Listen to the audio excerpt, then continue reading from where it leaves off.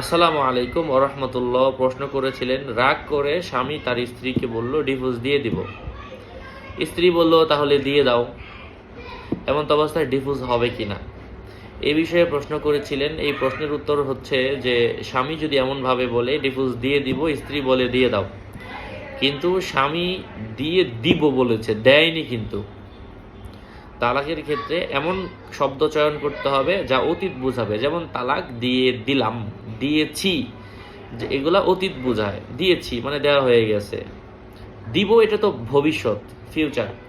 সুতরাং ফিউচারের কোনো বাক্য কথা চয়ন করলে এটা কিন্তু তালাক হবে না। যদি অতীত থাকে, অতীতের কথা থাকে যে তালাক দিয়েছি, দিয়েছি, তাহলে তালাক কিন্তু হবে। দিব দিব এটা তো যে কোনো সময় দিতে পারে, দিলে তারপরে হবে, না দিলে কিন্তু হবে না।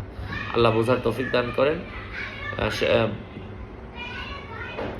স্বামী বলল দিয়ে দিব, স্ত্রী বলল দিয়ে দাও, স্বামী বলল দিয়ে দিলাম, তখন হবে। যদি এখনো বলে নাই যে দিয়ে দিলাম, বলে নাই, তাহলে কিন্তু হবে না। আসসালামু আলাইকুম।